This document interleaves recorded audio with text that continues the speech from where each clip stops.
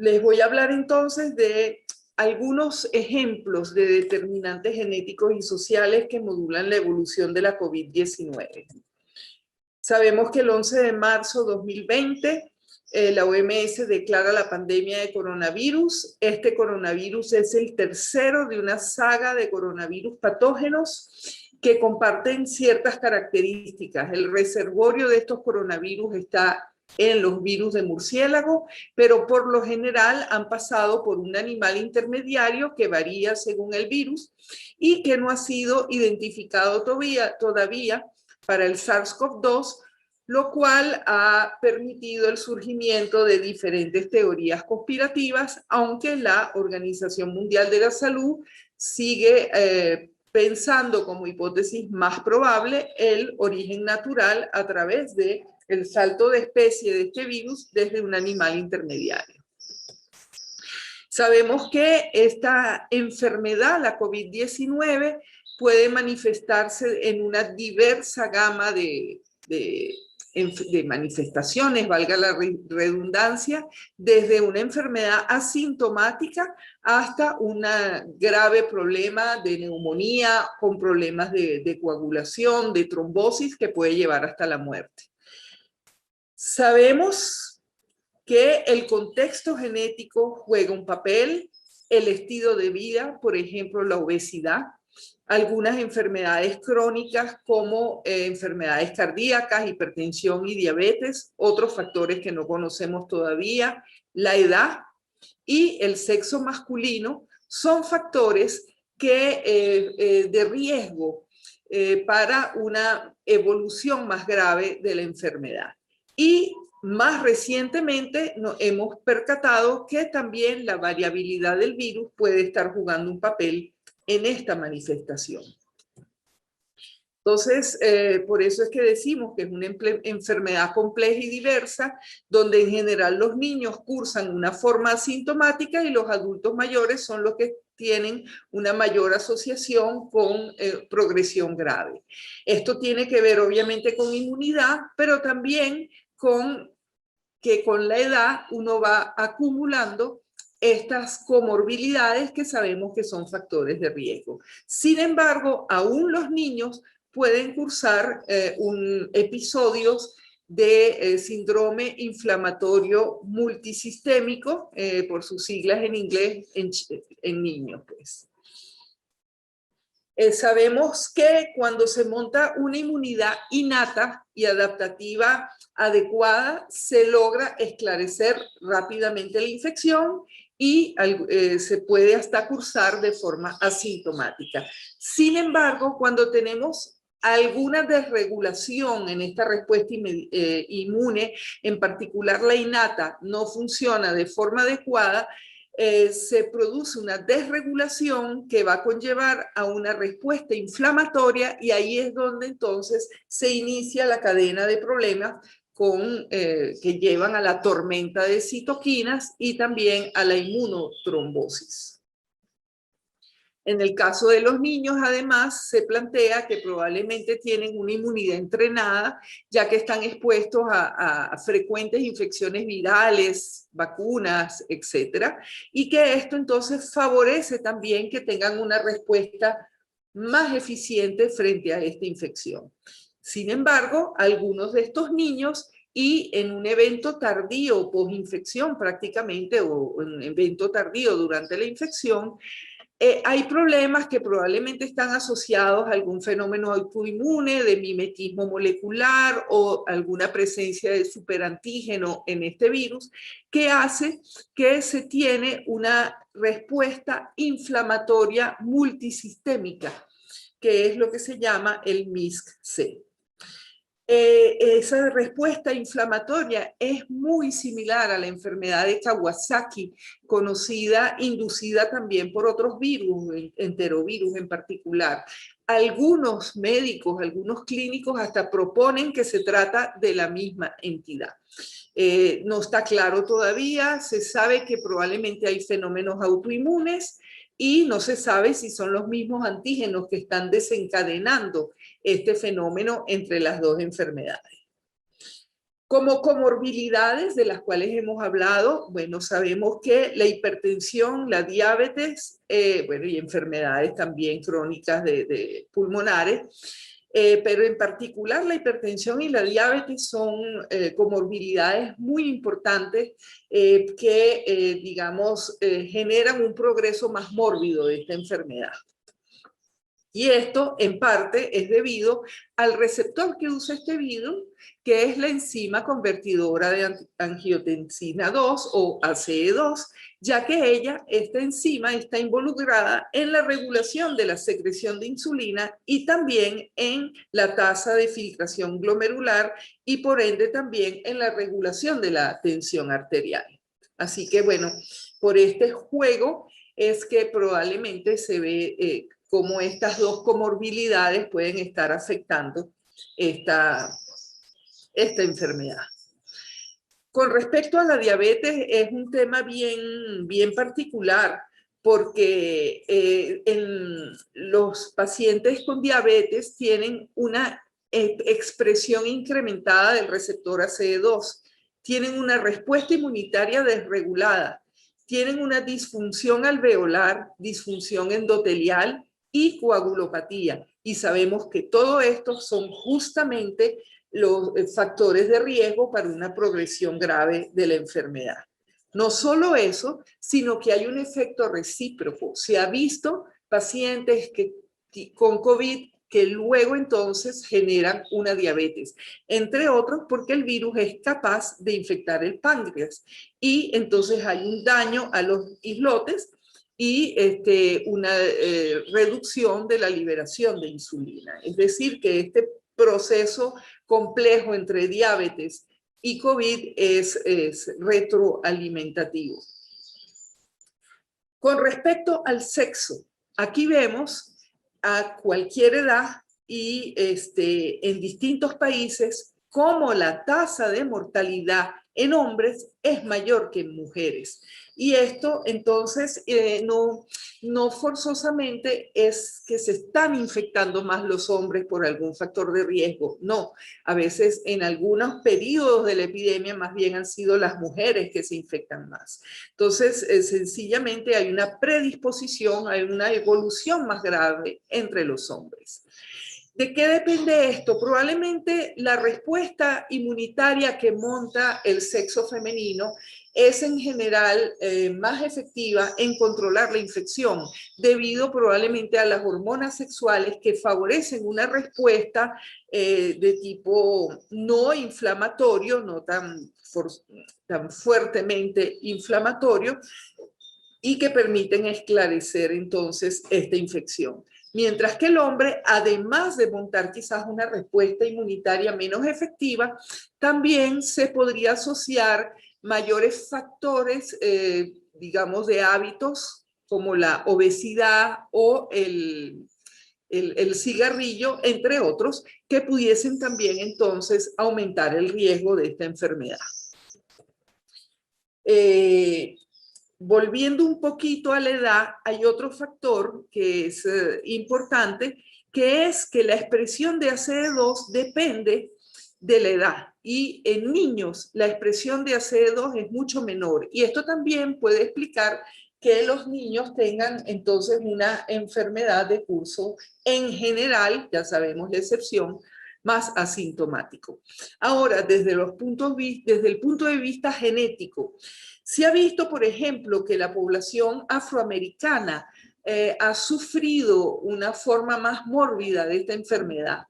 Obviamente que hay factores sociales, acceso a la salud, quizás comportamientos, más, obesidad, etcétera. Pero además se ha visto una mayor expresión de lo que llaman algunos el correceptor del virus, que es una proteasa, la TMPRSS2, que está en la superficie de las células de pulmonares y que cliva y activa el virus para favorecer su entrada.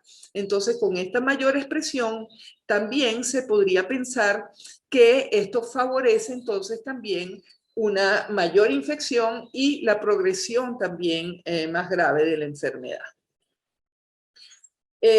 Con respecto a la genética, hay muchos estudios en camino. En Venezuela, la doctora Esmeralda Bizzi está haciendo algunos estudios con susceptibilidad con el grupo sanguíneo ABO y FUT. Este es un estudio muy reciente donde realizaron 3 metaanálisis de asociación del genoma completo, sus siglas en inglés es GWAS, ¿no? Analizaron 49, casi 50.000 pacientes con COVID-19 de 46 estudios de 19 países y 2 millones de controles. Y encontraron 13 genes en 8 cromosomas ligados a, bien sea susceptibilidad, que es lo que vemos en azul, y bien sea a progresión grave o crítica de la enfermedad. Y es estas coronitas que ven aquí asociadas a esta barrita de los cromosomas.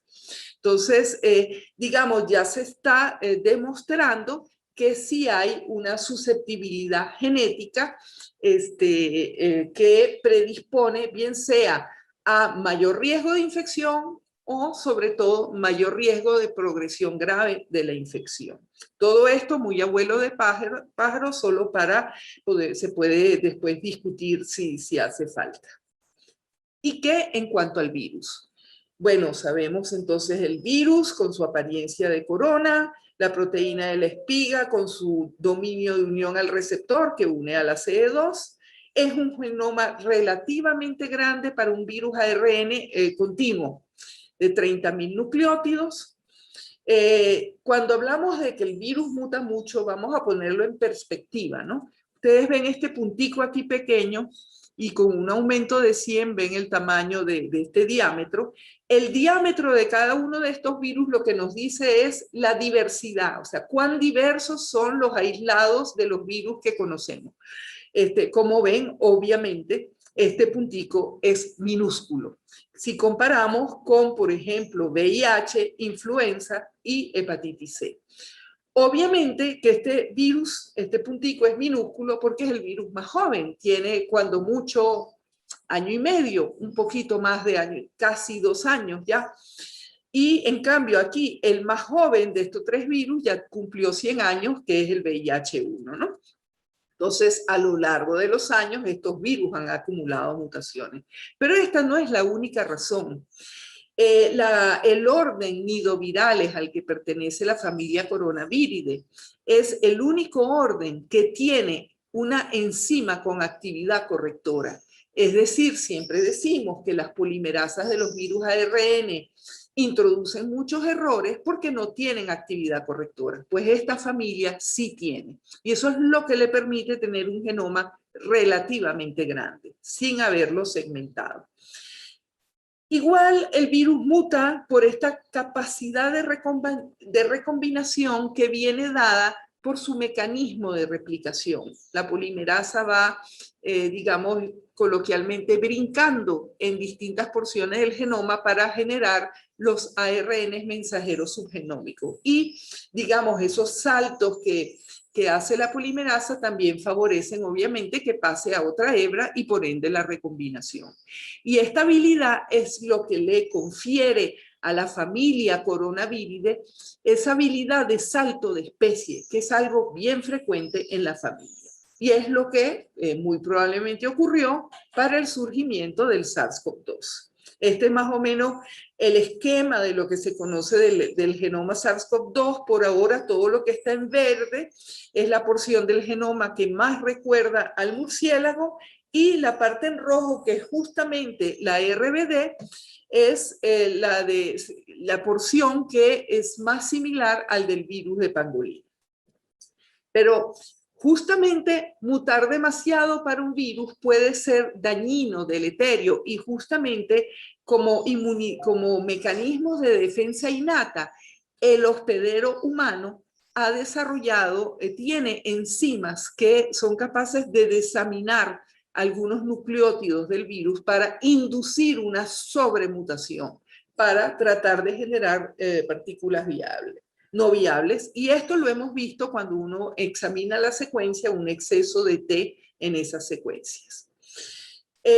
La base de datos GSET, que fue originalmente concebida para la vigilancia de influenza, ha sido fundamental en estos estudios y ya incorpora más de 2 millones de secuencias de SARS-CoV-2 de todas partes del mundo.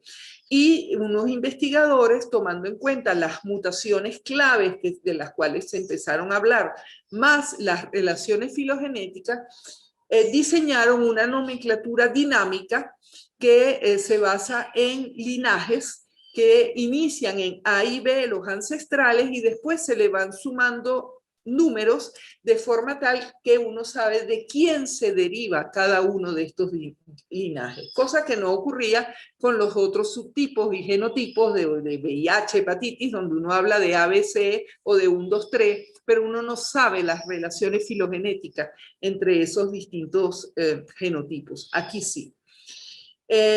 Una de las primeras mutaciones de la cual se habló en marzo, desde marzo de 2020, empezó a desplazar al original, es una mutación en la espiga, la D614G.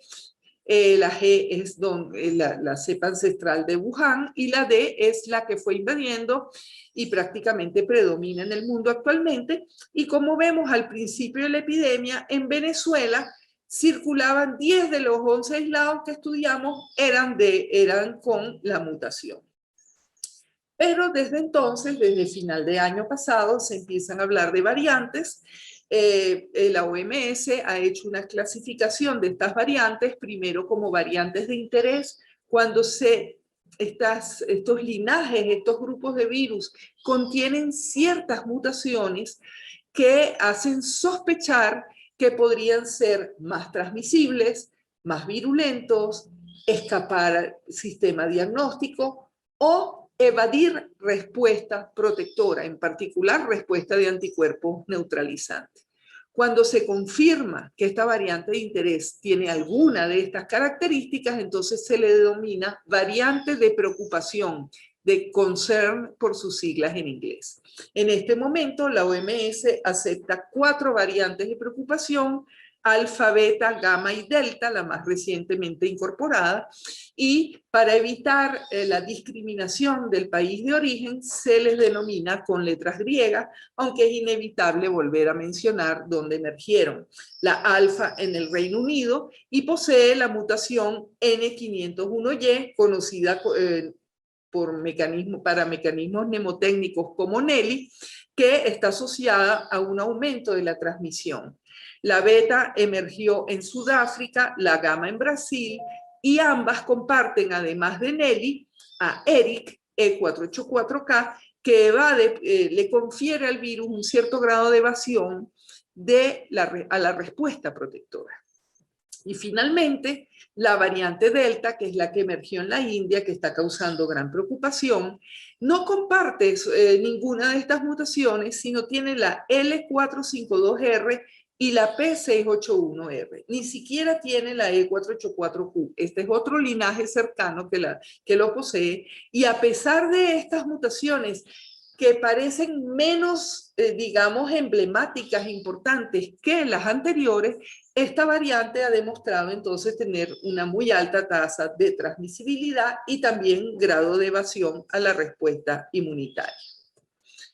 Esto era antes de la variante Delta, cómo se veía, cómo se reducía la capacidad de neutralización de anticuerpos neutralizantes con estas 3 variantes, la alfa, la gamma y la beta, siendo la que emergió en Sudáfrica era la más resistente, pues. Estas son las características de estas 4 variantes de interés y, como ven, en particular para la beta y la delta se habla de escape a la inmunidad. Esta es la distribución mundial para el 18 de junio de estas 4 variantes de preocupación y vemos que la delta tiene una distribución bastante amplia, así como la alfa. La beta sorprendentemente no ha invadido África del Norte, y mientras que la gamma, en cambio, no ha sido introducida mucho en parte de Asia, Europa oriental y además de África. Pero quiero llamar la atención sobre una cosa. El hecho de que un país aparezca coloreado no significa que la variante está predominando en ese país. Por ejemplo, con la Delta, que nos preocupa. Se ha visto que hay varios países donde está iniciando su predominio, como por ejemplo Estados Unidos, y depende mucho de un estado a otro. Pero hay otros países donde por ahora lo que se ha hecho es detectar esta variante. Y habrá que ver las estimaciones y las inferencias, especulaciones son de que esta variante va a predominar en todo el mundo, pero tenemos que esperar un poco su comportamiento cuando se enfrente a otras variantes en función del grado de exposición previa que tenga la población, de inmunización, etc.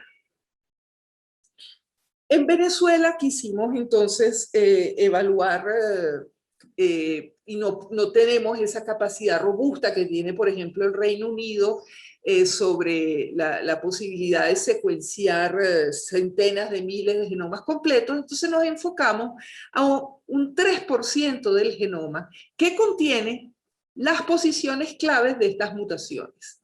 Entonces, una vez identificamos la variante gamma, este era su linaje, es el nombre de su linaje, la que emergió en Brasil.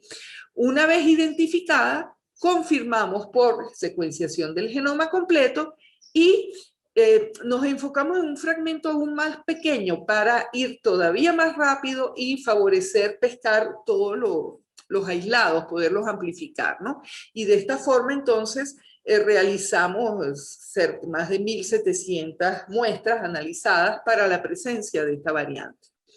Este es el equipo Illumina ISEC que fue adquirido para nuestro laboratorio, financiado por el Ministerio de Ciencia y Tecnología. Es el equipo más pequeño de la gama de Illumina y es realmente muy útil para personas que no tienen tanto dominio de la bioinformática. Sencillamente está asociado a una nube, a una red de internet y todo el procesamiento, el ensamblaje, que es bien engorroso y puede tomar semanas o analizar estas secuencias, pues todo ese procesamiento lo realiza en media hora con algoritmos y programas que tiene disponible online. De esta forma, entonces, pudimos confirmar la presencia, la circulación en Venezuela de la variante, verán los distintos nombres, P1, la variante gamma. Empezamos entonces a analizar cómo fue la progresión en distintos meses, enero, febrero, marzo, abril. Como ven, probablemente entró por el estado Bolívar, fronterizo con Brasil, y ya para el mes de abril vemos que predominaba en muchos de los estados, en particular en la región oriental. La fotografía de la variante gamma en abril y mayo es la siguiente. Estos estados orientales y centrales con más del 95% de las muestras pertenecientes a la variante gamma, mientras que algunos estados occidentales la frecuencia también era muy alta, pero menor de 90 o hasta de 80-89. Posteriormente hemos identificado a la variante alfa, la identificamos en primer lugar en Apure. Esta variante estaba circulando en Colombia y probablemente entonces por ahí entró. Y la variante gamma, como ven, en todos los estados evaluados. La alfa ha ido diseminándose a otros estados. También hemos encontrado una variante que es de interés, que es la variante lambda, que emergió en Perú y que la llaman también la variante andina. Esta la encontramos en primer lugar en el estado Zulia. Y otra variante que hemos encontrado, que en Colombia la llaman la variante colombiana, la OMS no la clasifica como variante, entonces llamémosla linaje B1621, pero llama la atención porque tiene exactamente las mismas estas dos mutaciones, Nelly y Eric, aunque obviamente no tiene la mutación en K417, que también es clave para el fenotipo, ¿no? Y en el Zulia está realmente predominando, ha desplazado prácticamente a la variante gamma, y a mí me hace pensar hasta en un control biológico, pues, de estas variantes. Y también hemos encontrado algunas variantes con la mutación E484K aislada, en particular en un caso de reinfección. La velocidad de la propagación de las variantes nos muestra que la variante Delta realmente se transmite de forma mucho más eficiente si pensamos en un número reproductivo básico, que es el número de personas que puede infectar una sola persona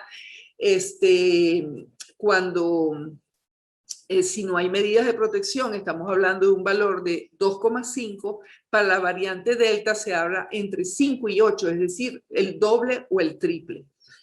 La mucormicosis, hemos visto que también hay casos, en particular en la India, de asociación con el hongo negro. Sabemos que en un individuo sano, con su inmunocompetente, esta infección, esta inhalación de estas esporas no conlleva una infección porque es rápidamente controlada, pero en los casos, y esta trilogía para nada sagrada, de que para tratar la COVID estamos aplicando corticosteroides, es decir, estamos afectando, estamos generando un inmunocompromiso al paciente, y si además hay diabetes, estos son factores también que favorecen el surgimiento de esta enfermedad micótica.